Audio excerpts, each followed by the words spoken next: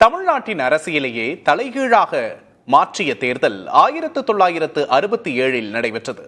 அது குறித்து தேர்தல் வரலாறு பகுதியில் பார்ப்போம்.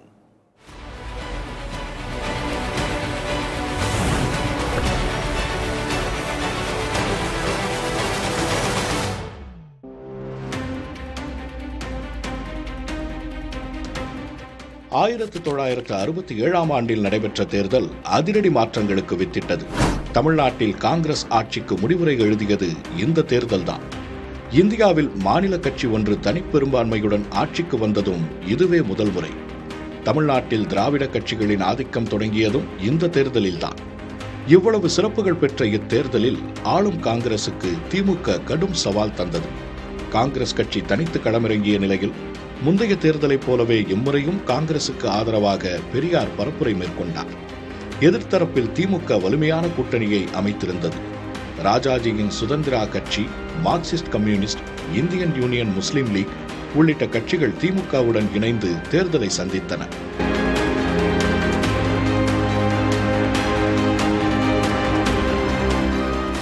ஆயிரத்து 1965 இந்தி திணிப்பிற்கு எதிராக நடைபெற்ற போராட்டத்தின் அனல் தேர்தல் பரப்புரையிலும் தகித்தது.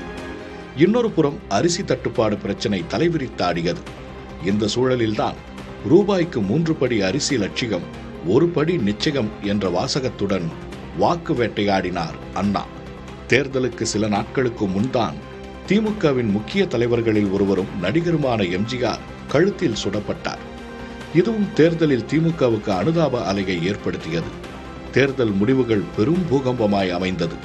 திமுக 137 இடங்களில் வென்று தனிப்பெரும்பான்மை பெற்றது.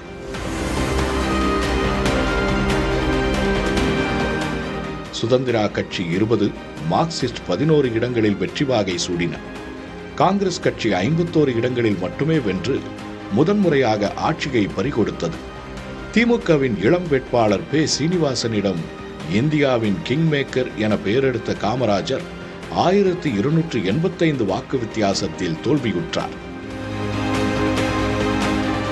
நெடுஞ்செழியன் திருவல்லிக்கேணியிலும், கருணாநிதி சைதாப்பேட்டையிலும், எம்ஜிஆர் பரங்கிமலை தொகுதியிலும் அமோக வெற்றி பெற்றனர். மேலவை உறுப்பினராக இருந்த அண்ணா 1967 மார்ச் 6 முதலமைச்சராக பதவியேற்றார்.